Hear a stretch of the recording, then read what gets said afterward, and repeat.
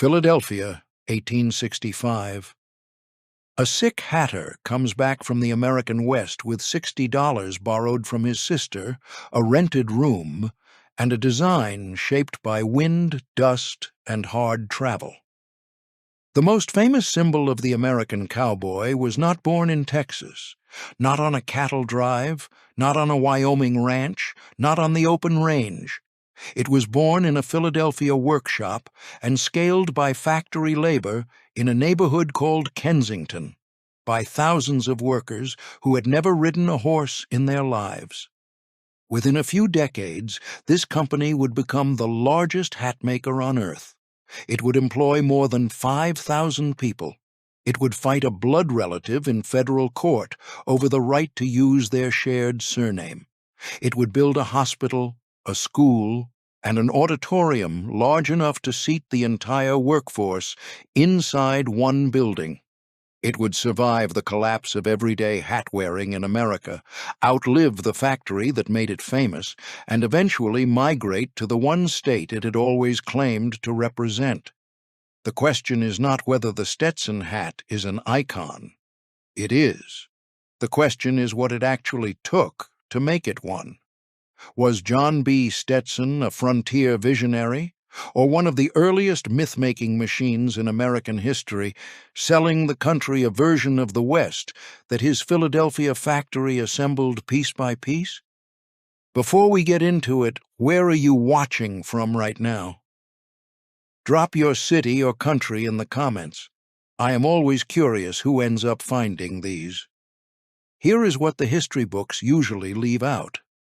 The hat solved a real problem. The legend was built deliberately on top of that solution by people who understood that the symbol was worth more than the object. The factory that made it was large enough to house a hospital with 75 beds, an auditorium with 5,500 seats, and a workforce drawn from across Europe that had no idea it was constructing an American symbol one felt crown at a time. The benevolence was real, so was the control. And when the Depression broke the old bargain between the company and its workers, the people inside the factory finally had something to say about which of those two things they thought they had been living under. This is the hidden story of a Western dynasty that was never really Western, a story about product, factory, and myth. And it starts not in Texas, but in New Jersey, with a hatter's son who was never supposed to build anything at all. Chapter 1. The sick son who wasn't supposed to inherit. He was not supposed to be the one who built anything. John Batterson Stetson was born on May 5, 1830, in Orange, New Jersey. His father, Stephen Stetson, was a hatter. The trade ran through the family. It would eventually run through the culture of an entire nation. But when John was young, none of that seemed likely to involve him specifically. He had siblings. He had a father who ran the business himself. There was no obvious path from John's childhood to any kind of dynasty. What changed was his lungs. Tuberculosis in the 1850s and 60s was not a diagnosis with a treatment plan. It was a verdict with a timeline. The standard medical advice was blunt. Go somewhere dry, somewhere the air is thinner, somewhere the climate is not the wet and crowded Northeast. Go west. John followed that advice not out of ambition, but out of necessity. The East was slowly killing him, and he knew it. He was around 30 years old when he left New Jersey, not young, not established, not healthy. He had his father's trade in his hands and a disease working through his chest. He crossed the Missouri River and kept going. He reached Colorado and probably pushed further into the territories. The exact route is not fully documented. What matters is what he found when he arrived. He found a problem nobody had solved. The men working cattle and freight across the southern and central plains needed headgear that the eastern hat trade simply did not make. The styles selling in Philadelphia and New York were designed for cobblestones and parlors. Narrow brims, soft crowns, completely useless in open country. The sun on the plains is not a metaphor. It is a physical pressure that builds through a working day and strips moisture from exposed skin. Rain does not stop to let a man find shelter.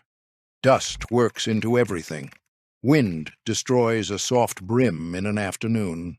The men out there needed something that could block sun, shed rain, hold its shape under punishment, and last through months of hard use without falling apart.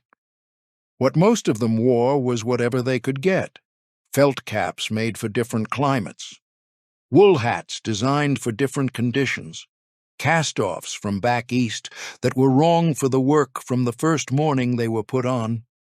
Stetson saw this. His lungs were compromised, but his eyes were sharp. He understood felt better than anyone working that territory because his father had taught him the trade from childhood.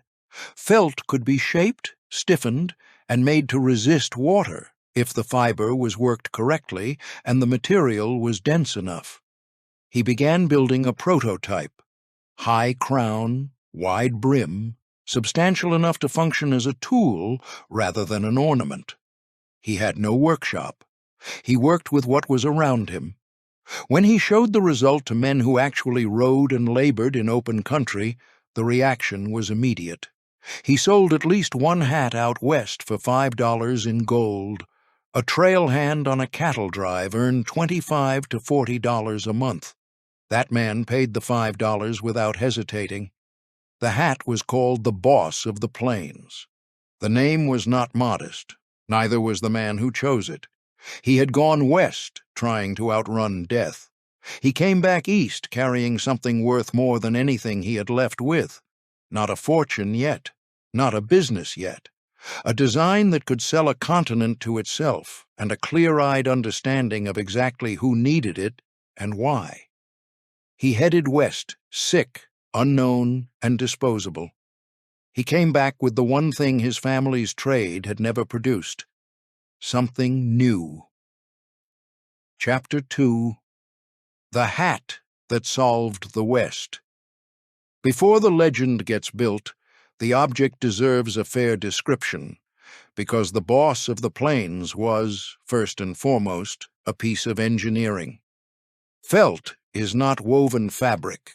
It is pressed and matted fiber, usually wool or fur, subjected to heat and moisture and mechanical pressure until the individual strands lock together into a dense, unified sheet.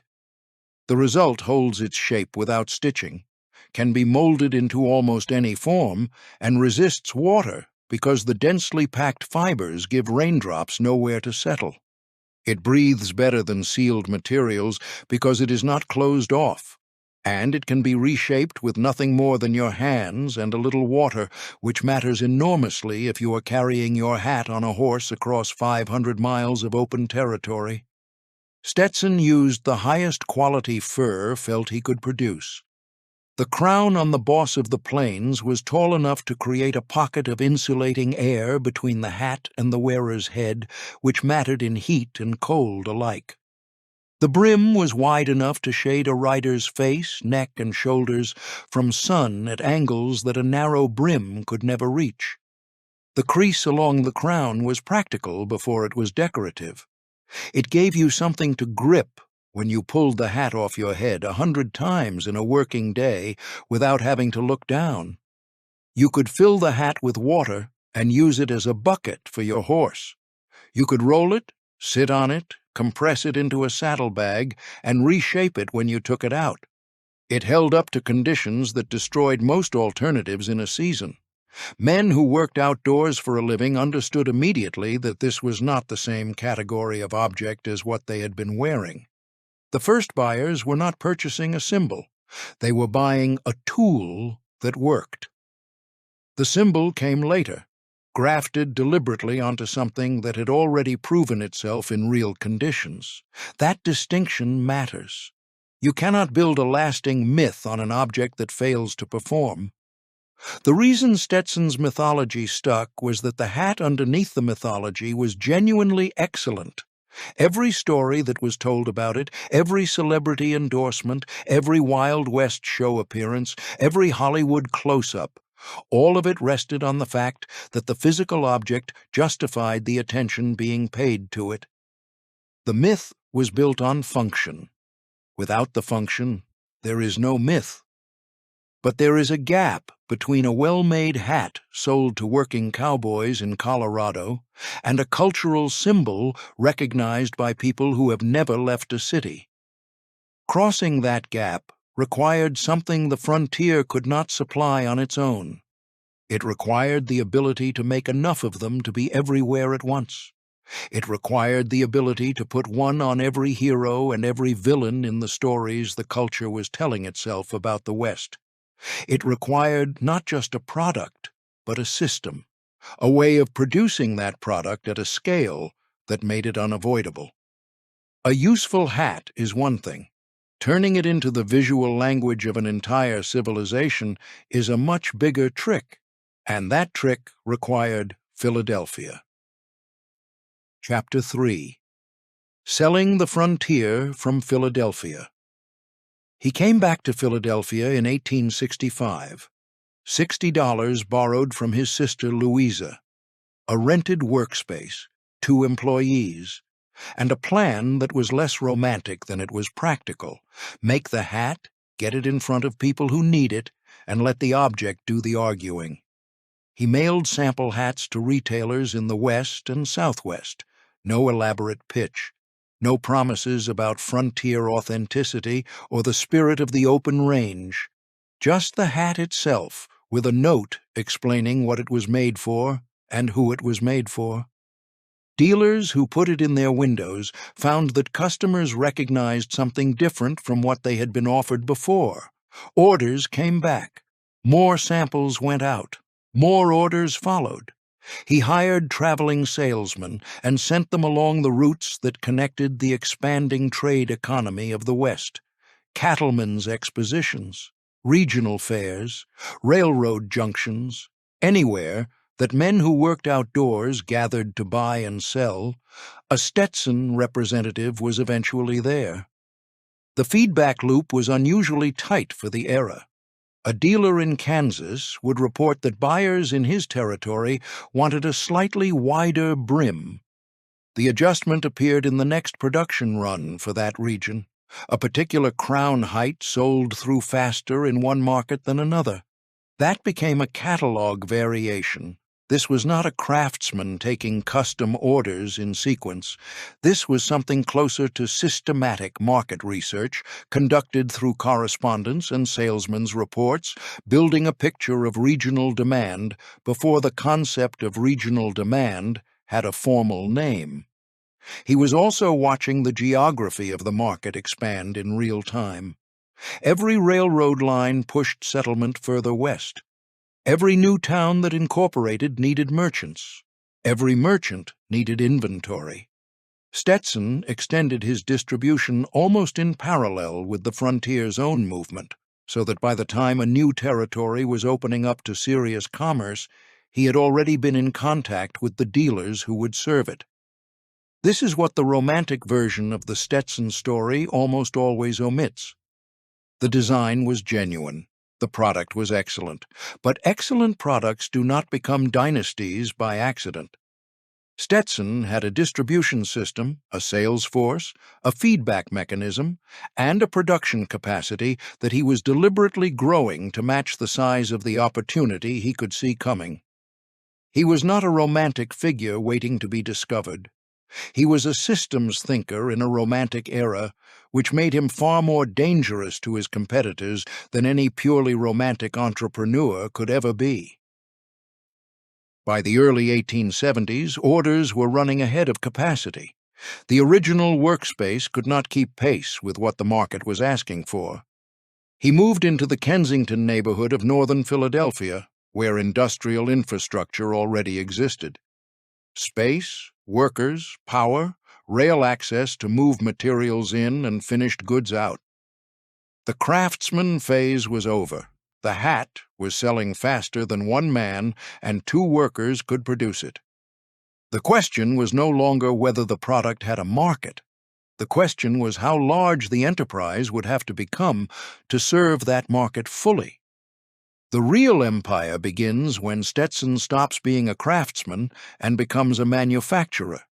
And what he built next was something that no one walking through Kensington in those years would have predicted. Chapter 4: The Eastern Factory That Invented the West. The factory that made the icon of the American West was not in Texas. It was not near the cattle trails that gave the hat its purpose, or anywhere close to the open range the brand claimed to represent. It was in a neighborhood called Kensington, in northern Philadelphia, and by the time the United States entered the First World War, the John B. Stetson Company complex had become the largest hat manufacturing operation anywhere on Earth. 25 separate buildings, 32 acres of factory floor, more than 5,000 workers, annual output above 3 million hats. Roughly 1.4 million square feet of floor space, which is larger than most regional airports in the country today. The complex had its own power plant, its own internal water systems, its own transportation between buildings. Raw fur and wool entered at one end of the operation. Finished, graded, labeled, boxed hats left from the other. Hold that image next to the one that sells the product. The boss of the plains, the lone rider, the wide brim against an open western sky. That image was being manufactured on 32 acres of a Philadelphia industrial district by thousands of workers who were not cowboys, had never seen the Texas panhandle, and were in many cases recent immigrants from Germany, Poland, Russia, and Ireland who had arrived in the country within the previous decade. They went to work each morning in Kensington and made hats that came to represent something none of them had ever lived. The easy conclusion is that this makes the whole thing a fraud. Eastern factory, Western myth. Industrial machine selling frontier authenticity to people who could not tell the difference. But that conclusion skips something important. The hat worked. It worked on day one when Stetson was cutting felt in a rented room, and it kept working at 3 million units a year because the standards that made it work were maintained across the scale. The Kensington workers were not producing a symbol. They were producing a tool in volume at a price that put it within reach of the men who actually needed it. A cowhand in Kansas in 1880 did not care that his hat was made in Philadelphia by a Polish immigrant who had never seen the open range. He cared that the brim held its shape and the felt shed the rain. It did both. The factory did not betray the product. The factory made the product available.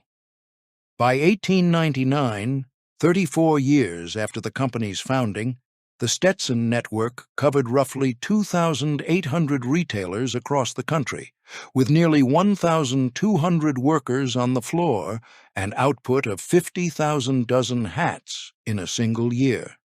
That was not the peak. It was the midpoint. What the scale produced, beyond profit, was reach. A craftsman making hats by hand in a small shop serves a local market. A factory making 3 million hats a year serves a continent.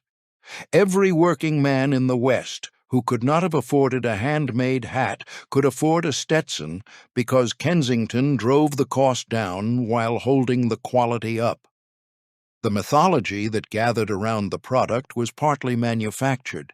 The access the factory created was entirely real. You can hold both of those things at the same time, and you should, because both of them are true.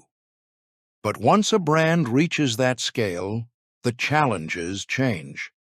The question is no longer how to make enough product. It is what to do with the 5,000 human beings required to make it every single day, in conditions they did not fully control. The next problem was not demand from customers. It was demands from the people inside the building. Chapter 5: The Benevolent Empire. Stetson did not simply build a factory, He built a world around it.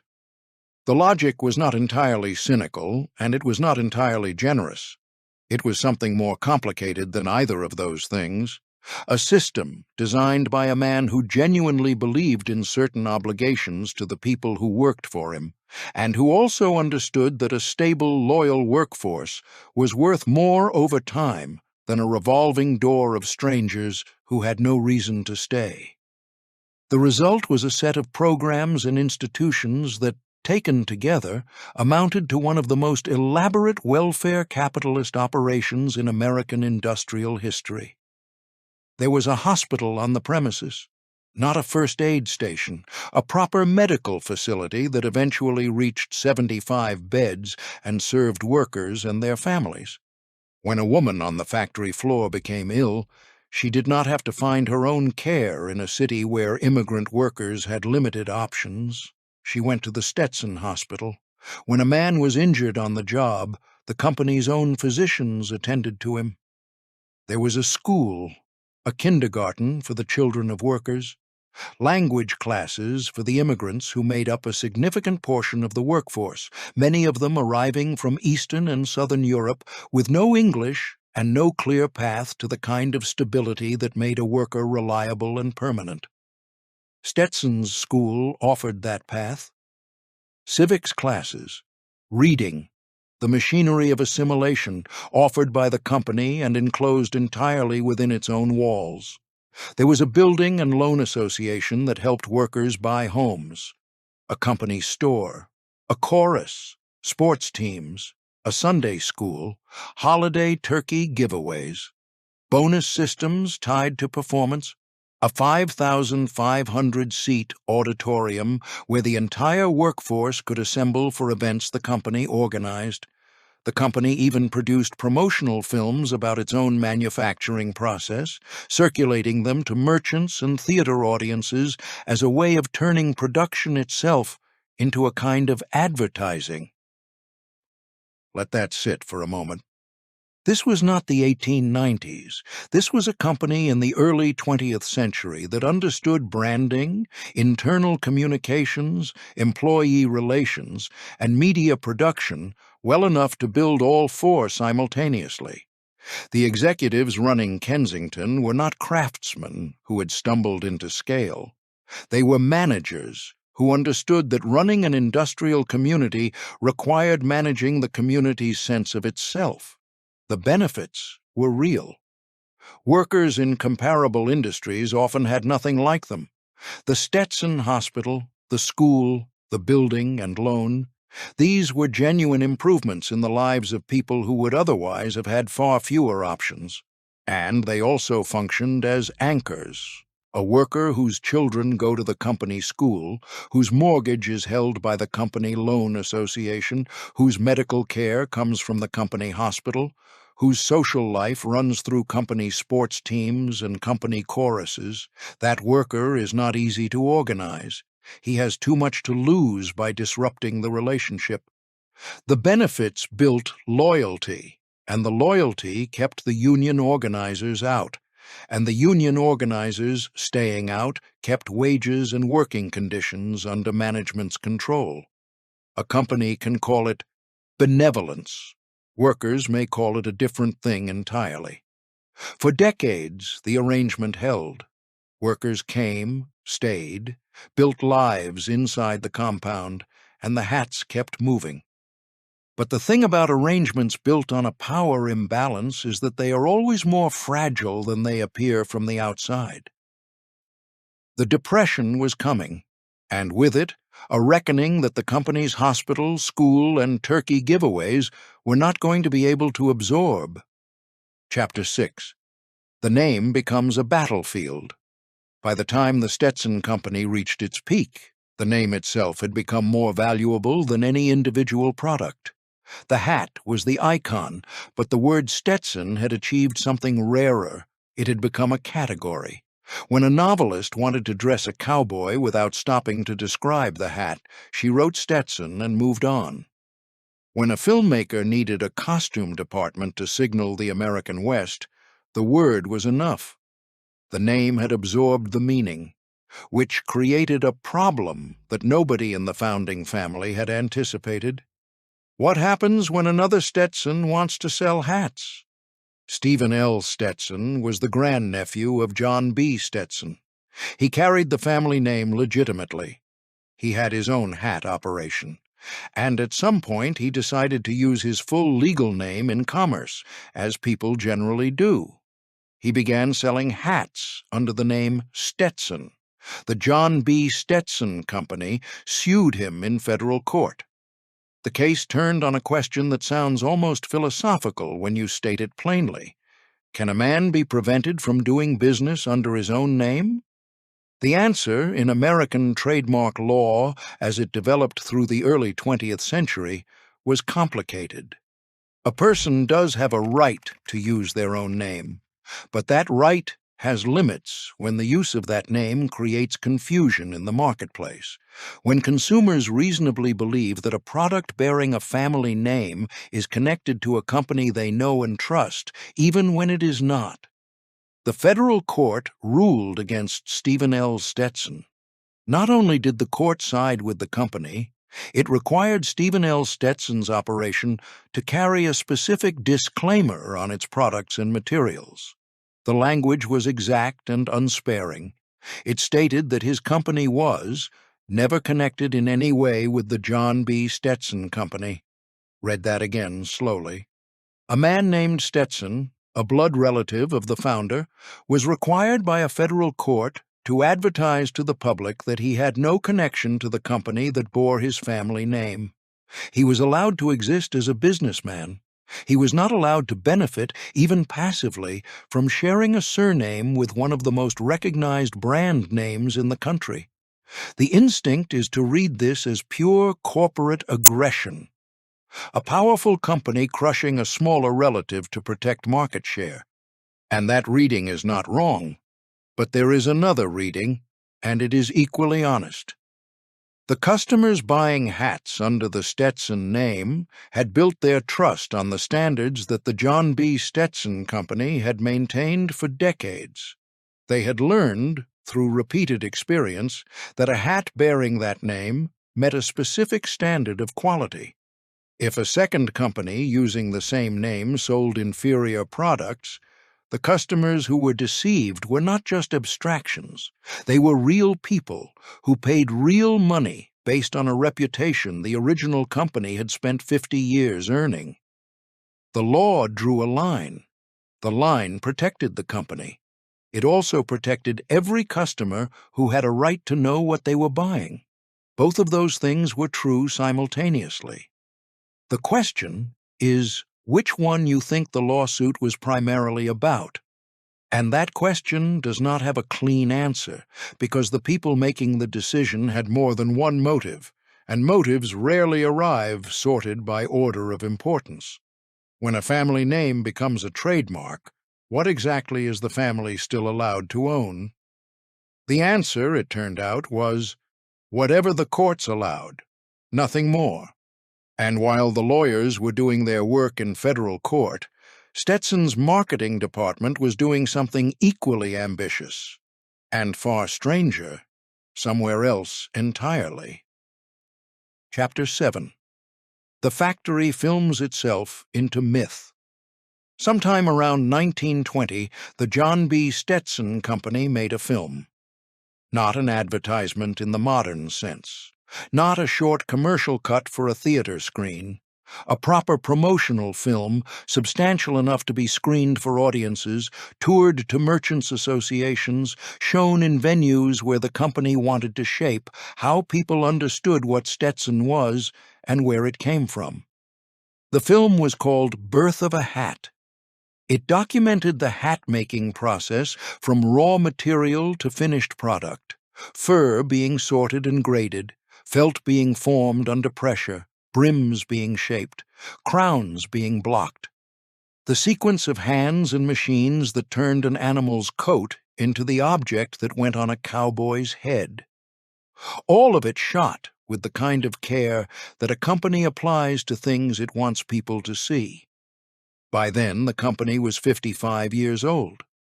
Tom Mix had already made somewhere between 200 and 300 westerns, nearly all of them shot in a Stetson. Buffalo Bill's Wild West show had toured continuously for 30 years before closing in 1913. The Kensington plant had been the largest hat factory on Earth for at least 2 decades. The word Stetson appeared simultaneously in the text of Western novels, federal court records, military requisition forms, and international export invoices, the same 6 letters doing entirely different work in each. Here is where it gets complicated, because Birth of a Hat was not showing a lie. The film documented real workers doing real work, using real skill that had been developed over decades. The process of making a quality felt hat in the 1920s was genuinely intricate: the grading of raw fur, the forming of the felt cone, the blocking of the crown, the binding of the brim. These steps required trained hands and informed judgment. A bad decision at any stage produced a hat that would fail in the field. The film was showing this process accurately. What the film was curating was the framing. It was choosing which truths to show and in what order. It was presenting the industrial scale in a way that read as craft rather than as mass production, emphasizing the skill of individual workers rather than the volume of the output. That is a selection. Every documentary, every advertisement, every piece of communication involves selection. The question is whether the thing being selected for emphasis is real. In Stetson's case, the craftsmanship being celebrated was real. The care being documented was genuine. The narrative the company was building around its process was a curated truth, not an invented one. Whether that distinction matters is a judgment call. A curated truth and an outright fiction produce similar results in the audience, a belief in the product that is more favorable than a neutral accounting would produce. But they start from different places. One starts from something that actually exists, the other starts from nothing. The factory became the story. The industrial reality became the marketing. And the thing that is difficult to fully resolve, looking back at it now, is that the marketing was not entirely wrong about the reality it was describing. The brand was no longer just in the stores. It was in the explanation that preceded the purchase. It was in the film that ran before someone asked the price. It was in the imagination. And what the imagination had been given was not a complete picture, but it was not a false one either. And the imagination, once it has a clear enough picture of what something means, does not need much prompting to stay loyal to it. But there is a limit to what a company can do with a film and a trade fair. The scale of myth that Stetson eventually achieved required something the company could not manufacture in Kensington or control in a courtroom. It required famous people wearing the hat in public in front of the entire country, in ways that attached the Stetson name to exactly the kind of figures the mythology demanded. What happened next was not something the company fully planned, but it was something the company was very ready to use. Chapter 8. When writers and cowboys start saying Stetson instead of hat. Caroline Lockhart did not think she was making a point. She was a working writer of Western fiction in the early 20th century, and she wrote her characters the way working writers do, efficiently, without stopping to describe things her readers already understood. Her cowboys wore Stetsons, not hats. Stetsons. She wrote the brand name the way other writers wrote the word sky. That is what it looks like when a product name stops functioning as a name and starts functioning as a noun. The brand absorbs the category. People stop saying they want a hat and start saying they want a Stetson. Writers stop describing the object and simply write the word. The product disappears into the category it invented. Stetson reached this point well before the end of the 19th century. This happened in part because of the company's distribution reach, which put the hat in front of enough people that alternatives became rare. It happened in part because the product was genuinely excellent, which meant that people who tried it kept buying it. And it happened in part because of a series of famous figures who wore the hat in contexts that the entire country was watching. William Frederick Cody, Buffalo Bill. He was not a Stetson marketing creation. He was a former Army scout and buffalo hunter who became the most famous entertainer in the world by building a Wild West show that toured across America and Europe. When Buffalo Bill wore a Stetson, and he wore one consistently, he was broadcasting the hat to audiences who would not otherwise have encountered it. But here is the thing about Buffalo Bill wearing a Stetson. He wore it because it was the hat that men who did his kind of work actually wore. He had been a scout in the territory. He had ridden in conditions where the hat's brim and its weatherproofing were not decorative features. The association between Cody and the Stetson was not a paid placement in the modern sense. It was a man who knew the hat from the field, continuing to wear it in the arena. The same is true of Annie Oakley. She was the greatest sharpshooter of her era, performing alongside Buffalo Bill, visible to millions of paying spectators. The hat on her head was not a costume note selected by a marketing department. It was the hat that people who worked in open country wore because it worked for them, and she wore it because she was one of those people. The celebrity effect amplified something that was already real. It did not manufacture something out of nothing. Tom Mix made somewhere between 200 and 300 films, most of them westerns, virtually all of them shot in a Stetson. His hat was recognizable at a distance. A generation of Americans grew up watching him on a horse, wearing that hat, absorbing the connection between the two without being asked to think about it. But the hat on Mix's head looked right, partly because it was right, because the silhouette it created was the silhouette of actual Western headwear, accurately represented. Gene Autry, John Wayne. The progression continued through every decade that mattered to American popular culture in the 20th century. The company was alert to these associations and cultivated them wherever it could. That is strategy. But the strategy was built on a foundation of genuine use, not pure fabrication. Where the question cuts hardest is this. At a certain point, the celebrity effect outran the functional reality. By the time John Wayne was wearing the hat in films set in frontier periods he had never lived through, the Stetson was representing not a working tool, but a mythology about that tool. The object remained excellent. What it stood for had drifted away from its origins in a direction the company was glad to encourage. If Stetson eventually owned the silhouette of the cowboy, the honest accounting shows it earned that position and exploited it in roughly equal measure. Both are part of the same story. And while the hat was becoming a cultural fixed point, John B. Stetson himself was doing something in Florida that nobody associated with cowboy hats expected. Chapter 9. Florida, Philanthropy, and the Dynasty's Second Life. John B. Stetson had money. More money by the 1880s and 1890s than he could spend on hats or factories or legal battles or traveling salesmen or any of the operational machinery that produced his wealth in the first place. And he had the instinct, common among certain kinds of industrialists of that era, to use that money to leave something that would outlast the business. He turned his attention south.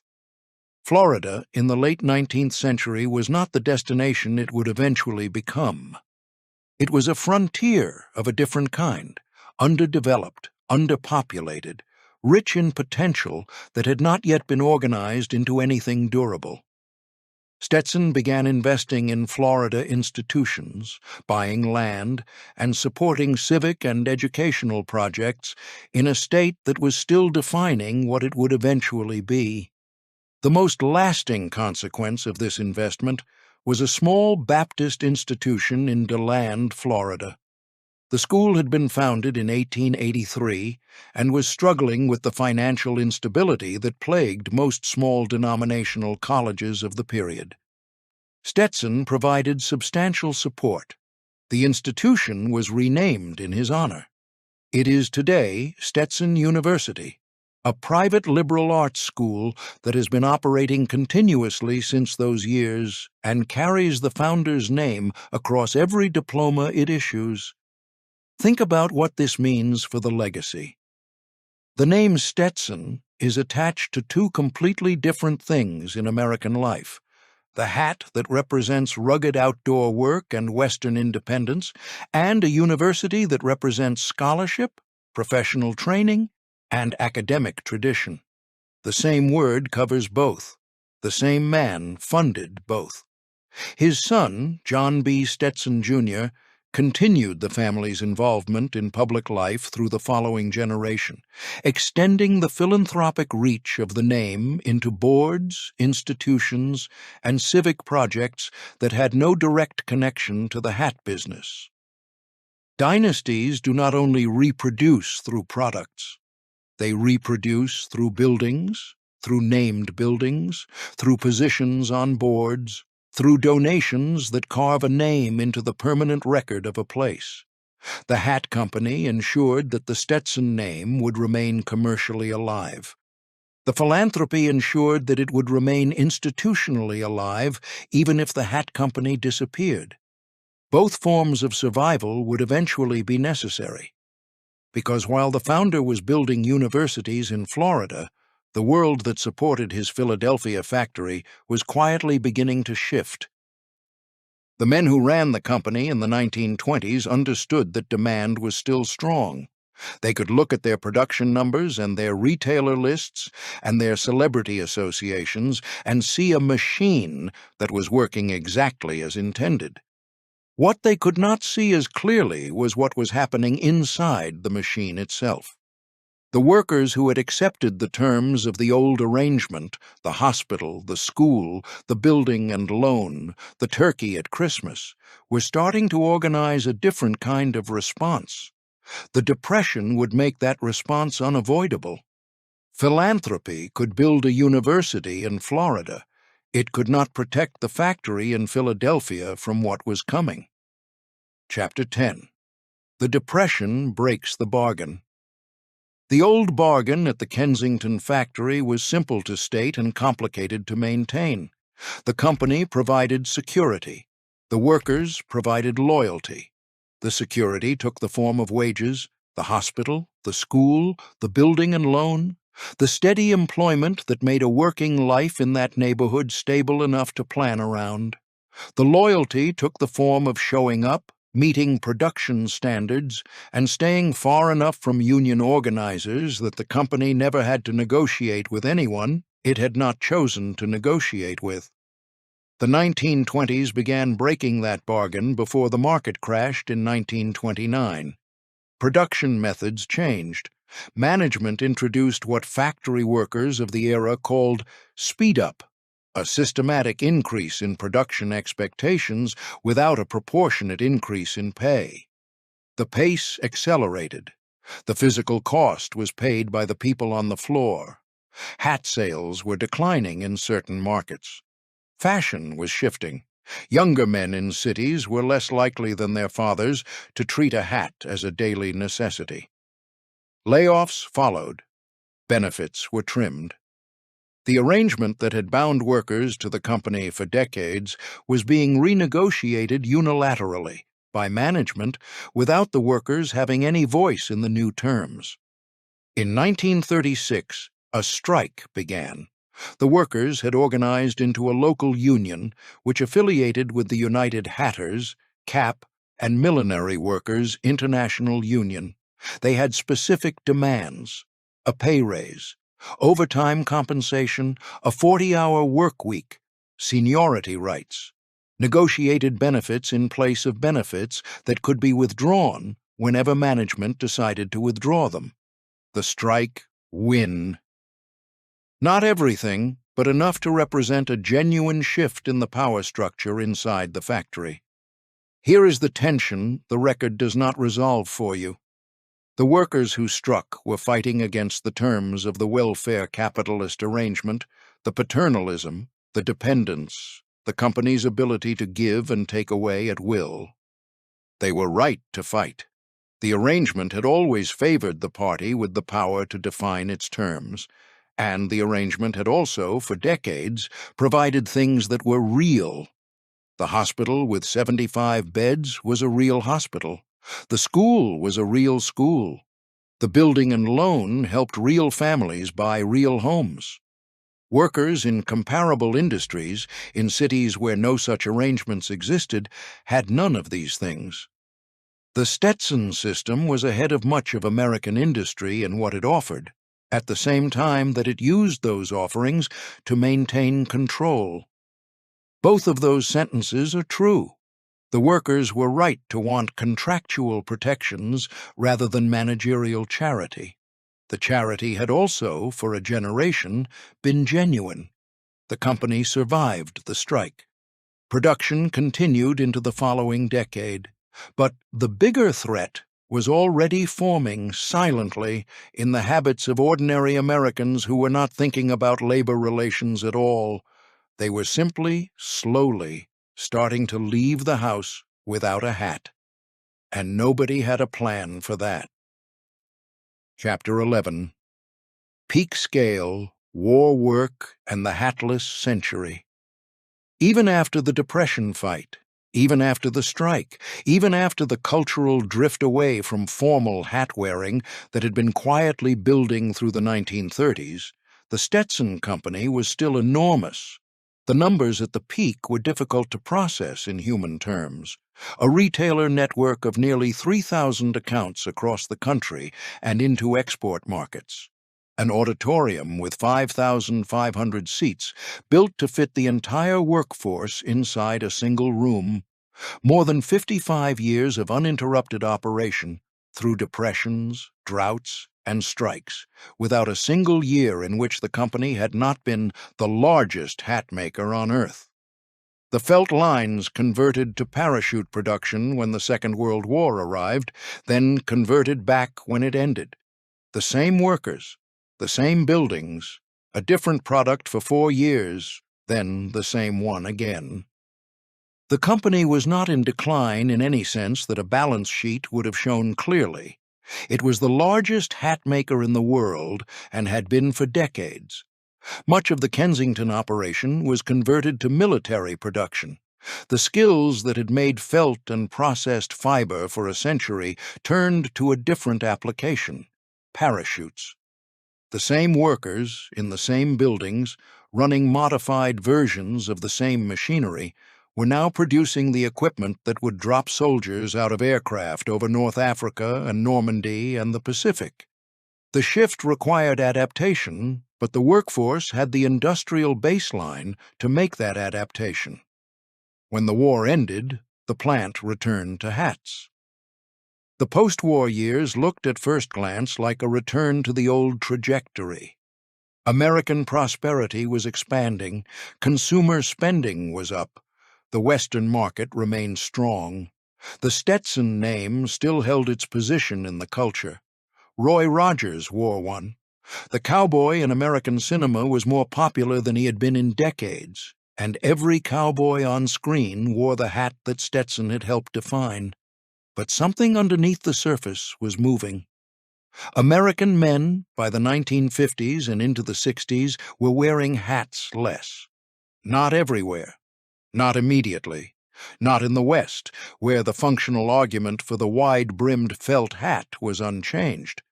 But in the cities, in the suburbs, in the professional environments where a hat had once been as automatic as a belt, a generation was appearing that did not regard the hat as necessary. The car replaced some of the hat's practical shelter function. The informal register of post-war American culture replaced some of its social function. The sheer physical inconvenience of a hat in certain modern situations, the low-ceilinged car, the fluorescent-lit office, worked against the habit in small ways that accumulated over years. This was not a collapse. It was an erosion. But erosion that runs long enough and deep enough becomes a collapse eventually. The Stetson Company had built its entire structure, the factory, the workforce, the retailer relationships, the production capacity, on the assumption that hat-wearing was a durable cultural habit. It was now being quietly falsified, one bareheaded American at a time. When a giant is built for a culture that no longer exists at the scale it once did, size stops being an advantage. 32. Acres of factory floor requires a certain volume of product to justify it. A workforce of 5,000 requires a certain level of sales to sustain it. When the culture that demanded that volume begins to contract, the giant does not shrink gracefully. It carries its fixed costs into a shrinking market and pays for them with cash it is no longer generating as easily as it once did. The factory that had never stopped running, not for the Depression, not for the strike, not for the war, was heading toward a reckoning it had no tool to prevent. Scale had become a liability. Chapter 12.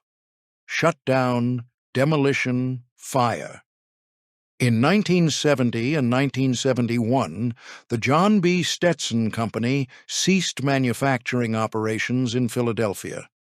The largest hat factory in the world, the industrial complex that had occupied 32 acres of Kensington for the better part of a century, that had employed more than 5,000 people at its peak, that had produced more than 3 million hats in a single year, that had housed a hospital and a school, and a 5,500-seat auditorium and its own power plant, that complex went quiet. The workers dispersed. Some found other manufacturing work in the Philadelphia area, others did not. The Kensington neighborhood, already under stress from the broader deindustrialization that was moving through American cities in those decades, took another wound it could not easily absorb. Factories do not close cleanly. They leave behind buildings that are too large for most uses, equipment that has no obvious buyer, workers whose skills were calibrated to a specific kind of production that no longer exists in the place where they live. The buildings stood for a while. Some were preserved as historical structures, protected under the reasoning that a complex this size and this age deserved documentation, if not continuation. Surveys were conducted. Records were made. The Kensington works were measured and photographed and written up with the care that historians apply to things that are clearly not coming back. And then, in 1980, fire destroyed the structures that had been preserved.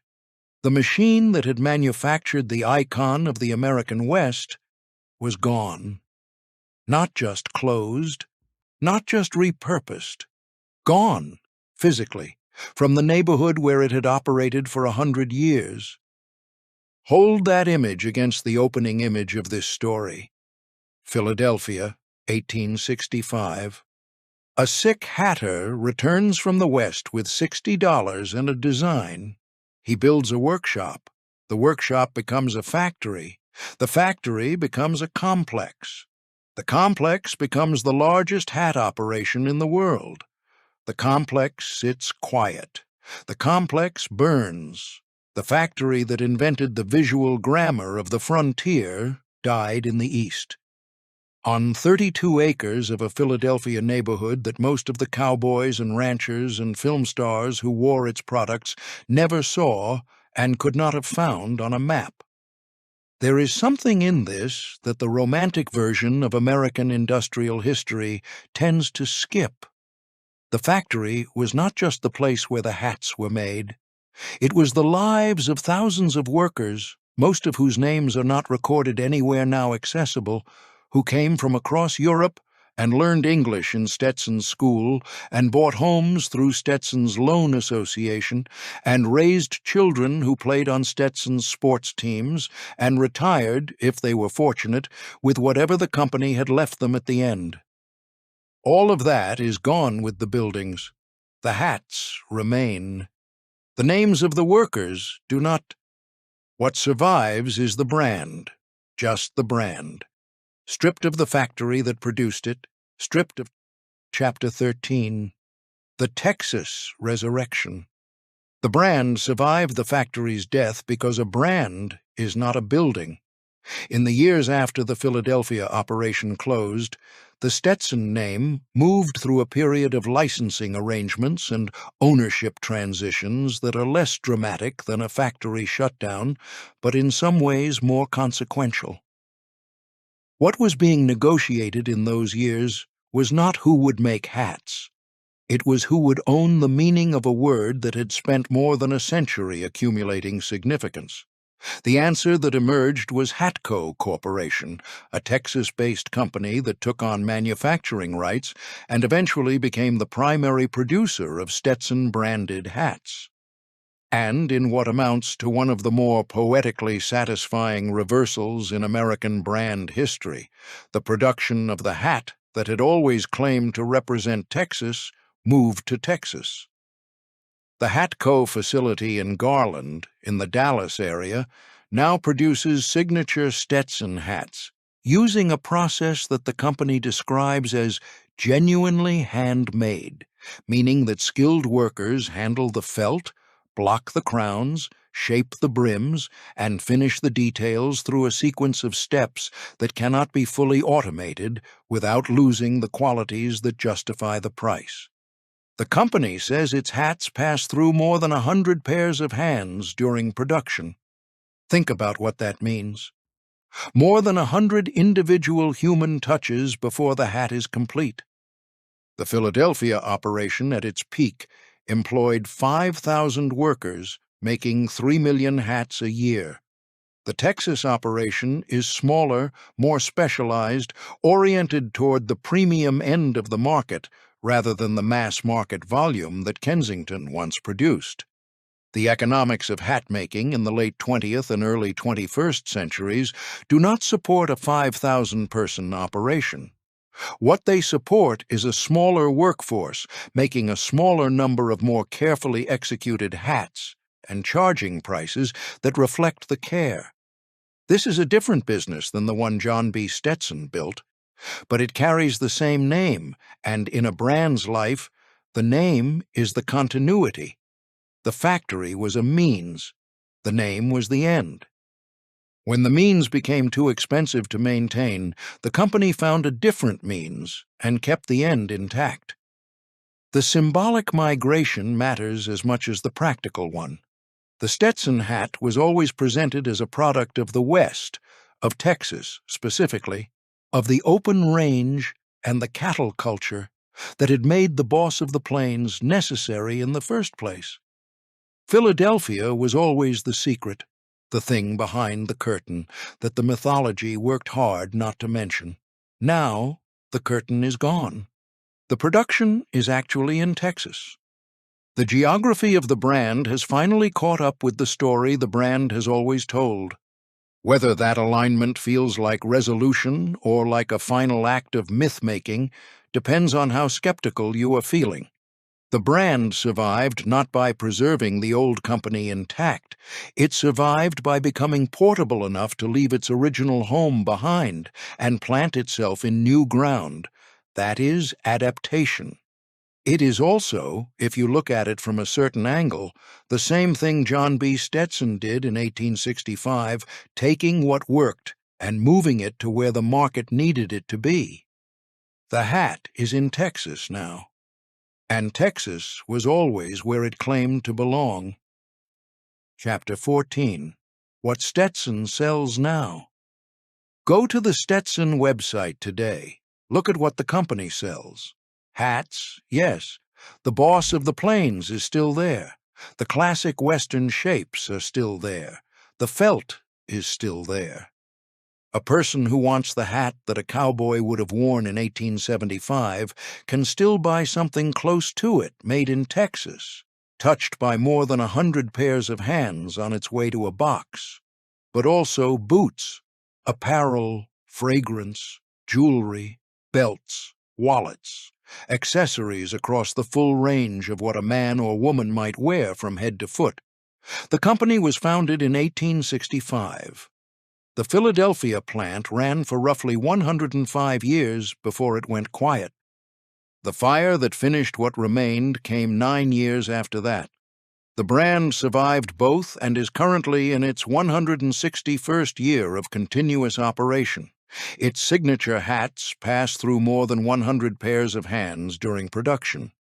Its current product line spans at least 8 distinct categories.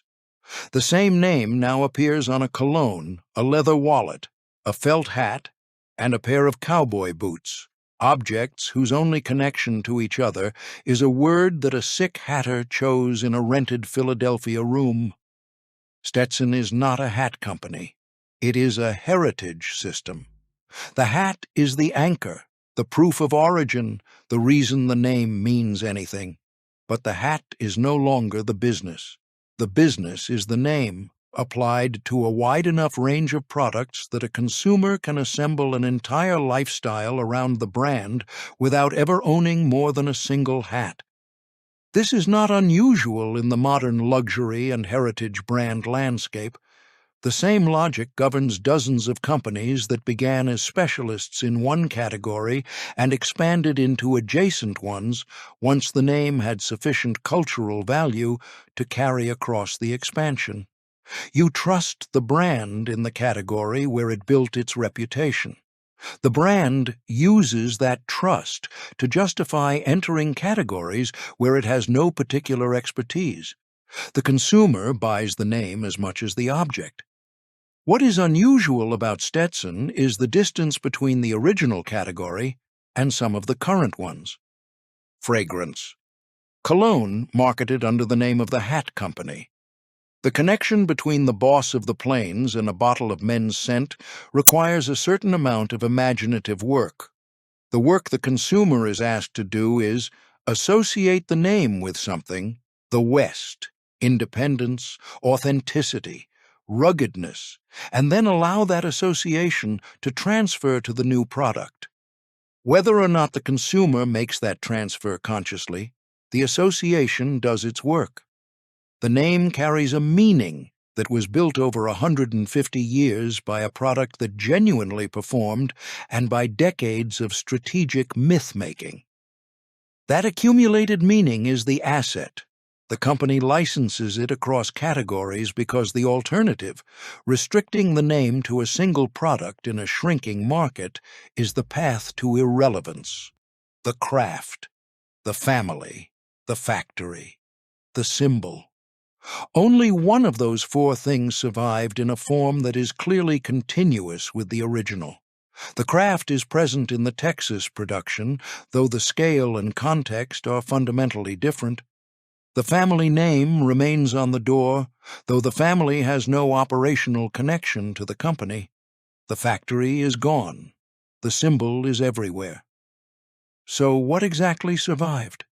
The answer is the one that a company's lawyers and brand managers would give you, because they are the ones who had the most power over what could and could not be preserved. What survived is the thing that could be owned, controlled, licensed, and deployed across categories without a factory, without a founding family, without the 5,000 workers whose names nobody recorded. What survived is the word. And what the word means now is whatever the company decides it means in any given season, that is either the ultimate success of a brand strategy or the final loss of everything the brand was originally built on. Probably it is both. So what exactly survived? The craft, the family, the factory, or just the symbol? That question deserves an honest answer. And honest answers about things this old and this complicated tend to be uncomfortable. Chapter 15. The Mirror. This last chapter is not about Stetson, it is about the question. We began with a binary, frontier visionary or myth-making machine, and the honest answer, the one this story has been building toward through the factory, the strike, the lawsuit, the film, the fire, and the Texas resurrection, is that the binary was always a false one. John B. Stetson designed a hat that worked. Then he built a factory that could make it available to everyone who needed it at a price they could afford. That is not myth. That is manufacturing in the service of a genuine public need. The cowhands and ranchers and working men across the West who put a boss of the plains on their heads in 1875 were not buying a story. They were buying a tool that kept the sun off and the rain out, made by a company that maintained the standards that made that possible at scale. He also built, alongside that factory, one of the most deliberate and sophisticated brand operations of the 19th century. The promotional film, the celebrity associations, the distribution network calibrated to keep the hat in front of any audience that might be receptive, the legal machinery that prevented anyone, including his own relatives, from diluting the name he had made synonymous with a way of life that his Philadelphia workers had mostly never lived. Both things were built by the same man, at the same time, in the same building. The utility and the myth were not competing projects.